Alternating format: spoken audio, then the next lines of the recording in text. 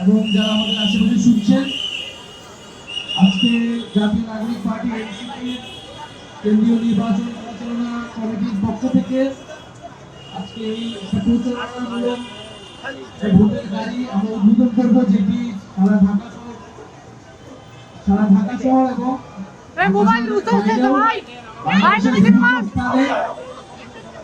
আমরা গণভোটের প্রচারণার জন্য এই গাড়িটি প্রযুক্তির করবে রাস্তা এবং গণভোটে হ্যাঁ পক্ষে ক্যাম্পেইন করবে, প্রচারণা করবে।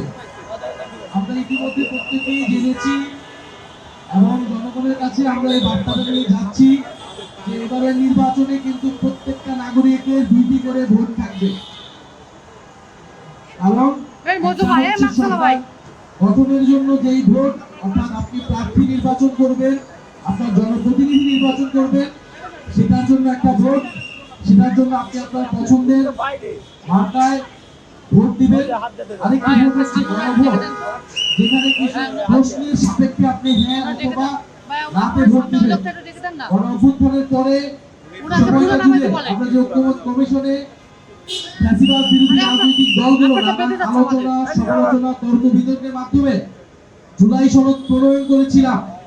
সেই জুলাই সনদের উপরে এই গণভোট অনুষ্ঠিত হচ্ছে এবং এই গণভোটে আমরা জাতীয় নাগরিক পার্টি এনসিপি হ্যাঁ পক্ষে অবস্থান নিচ্ছি এবং জনগণকে আমরা হ্যাঁ পক্ষে আহ্বান জানাচ্ছি। আমরা বলছি, যদি আমাদেরকে পছন্দ না হয়, যদি আমাদেরকে ভোট আপনারা নাও দেন, কিন্তু অ্যাটলিস্ট হ্যাঁ পক্ষে আপনারা ভোট দিবেন। দল মত নির্বিশেষে আমাদের প্রত্যেকের দায়িত্ব এই হ্যাঁ পক্ষে ভোট দেওয়া, কারণ হ্যাঁ পক্ষে ভোট দিলে সংস্কার প্রক্রিয়া আগাবে, জুলাই সনদ বাস্তবায়ন হবে। গণ অভ্যুত্থানের পরে আমরা যেই ফ্যাসিবাদী স্বৈরতান্ত্রিক ব্যবস্থা সিস্টেমের পরিবর্তন করতে চেয়েছিলাম, সেইটা কিছুটা হলেও পরিবর্তন হবে। আর যদি না জয়যুক্ত হয়, তাহলে আসলে আগের ব্যবস্থাতেই থেকে যাবে এবং কোনো ধরনের পরিবর্তন হবে না এবং গণ অভ্যুত্থান আসলে সম্পূর্ণভাবে ব্যর্থ হবে। শুধুমাত্র সরকার পরিবর্তন হবে। একটা সরকার গিয়েছে, একটা দল গিয়েছে, হয়তো ভোটের মাধ্যমে আরেকটা দল আসবে, কিন্তু আগের সিস্টেমে, আগের পদ্ধতিতেই কিন্তু তারা দেশ চালাবে। তাহলে সবচেয়ে ভালো মানুষটাকে যদি সরকারে বসানো হয়, তাহলে সে দেশের কোনো পরিবর্তন করতে পারবে না। এই জন্য আমরা বলছি, আপনারা হ্যাঁ পক্ষে, সংস্কারের পক্ষে ভোট দিবেন এবং দলমত নির্বিশেষে আমরা সংস্কারের পক্ষে, হ্যাঁ পক্ষে ক্যাম্পেইন করবো। সেটার জন্যই আজকের এই উদ্যোগটা। আমরা এরকম আরো অনেক উদ্যোগ এই পুরো ইলেকশনের মুহূর্ত পর্যন্ত নিব। ইলেকশনের দিন পর্যন্ত আমরা হ্যাঁ পক্ষে এবং 11 জনের পক্ষে আমরা ক্যাম্পেইন চালাবো। এখন বন্ধুগণ, আমাদের এই হ্যাঁ পক্ষে কথা বলা বা ভোট দেওয়ার জন্য প্রচারণা করার দায়িত্বটা আমাদের সকলেরই ছিল, সকল রাজনৈতিক দলেরই ছিল। কিন্তু আমরা দেখতে পাচ্ছি কোন বিশেষ রাজনৈতিক দল তারা রায়ের পক্ষে কথা বলা শুরু করছে।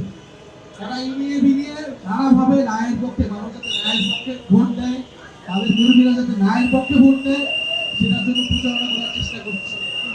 তারা প্রথমে বললো যে সরকার নিরপেক্ষ থাকতে হবে, সরকার ন্যায়ের পক্ষে কথা বলতে পারবে না।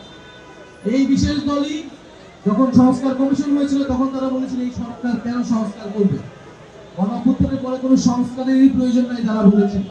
কিন্তু আমরা বলেছিলাম সংস্কার করতে হবে, সংস্কারই গণঅভ্যুত্থানের প্রধান এজেন্ডা, বিচার সংস্কার। ফলে এখন তারা ন্যায়ের পক্ষে পরোক্ষভাবে বলার চেষ্টা করছে। আমরা বলবো এই ভুলটি করার চেষ্টা করবেন না। যদি ন্যায়ের পক্ষে চলে যান, তাহলে জনগণের বিপক্ষে আপনারা চলে যাবেন এবং ন্যায়ের পক্ষে যারা থাকবে তারা নির্বাচনে জয়ী হতে পারবে না বলে আমরা বিশ্বাস করি। হ্যাঁ, আপনাকে নির্বাচনে জয়ী হতে হলে অবশ্যই হ্যাঁ পক্ষে থাকতে হবে, সংস্কারের পক্ষে থাকতে হবে এবং যারা ন্যায়ের পক্ষে থাকতে চায়, ন্যায়ের পক্ষে ক্যাম্পেইন করতেছে, তারা আসলে কি বার্তা দিতে চায় এটা আমাদের কাছে স্পষ্ট। আমরা বলেছিলাম দেশের কথা বলার অধিকার লাগবে, জবাবদিহিতামূলক একটা ব্যবস্থা লাগবে, গণতন্ত্র প্রতিষ্ঠা করা লাগবে এবং আমাদের অর্থনীতিকে সচল করা লাগবে। তারা এখন বিভিন্ন কার্ড দেওয়ার কথা বলতেছে, তারা ফ্যামিলি কার্ড দিবে, কৃষক কার্ড দিবে, কিন্তু এই কার্ডের বিনিময়ে তারা টাকা দেবে, টাকাটা কোথেকে আসবে সেটা কিন্তু তারা বলতেছে। অর্থাৎ তারা শুধু খরচ কোথায় করবে সেটা বলতেছে, কিভাবে ইনকামটা হবে, কিভাবে এই আয়টা হবে সেটা কিন্তু তারা বলতেছে।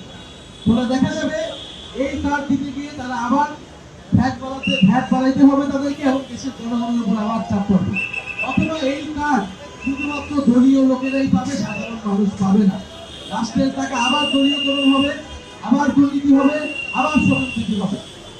ফলে আমরা বলবো 2008 সালে আমরা একটা ক্যাম্পেইন শুরুছিলাম যে 10 টাকায় চাল খাওয়াবে সরকারে আসলে।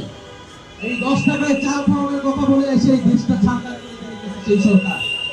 আমরা মনে করি জনগণ এবার সচেতন, মানুষ 16 বছর ধরে ভোট দিতে পারে নাই, ফলে মানুষের ভোট এবার কিনা যাবে এবং সস্তা কোনো প্রচারণা করেও মানুষকে নিজের দিকে অ্যাট্রাক্ট করা যাবে না।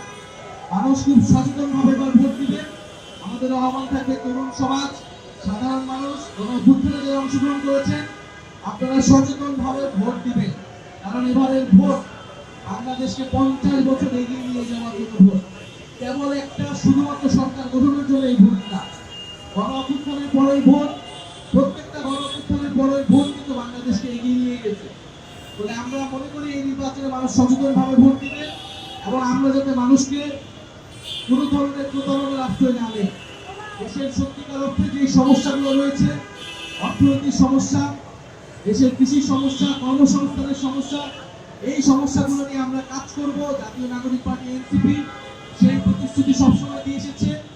আমরা চাই দেশের চাঁদাবাজি, দুর্নীতি এগুলো থাকবে না, সেটার জন্য জবাবদিহিতামূলক ব্যবস্থা লাগবে।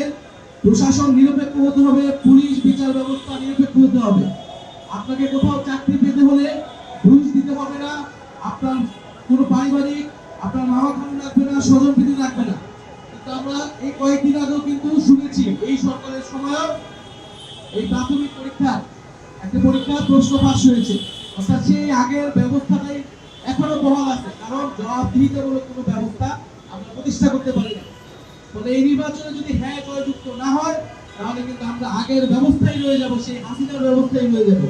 আমরা কি হাসিনার ব্যবস্থায় থাকতে চাই?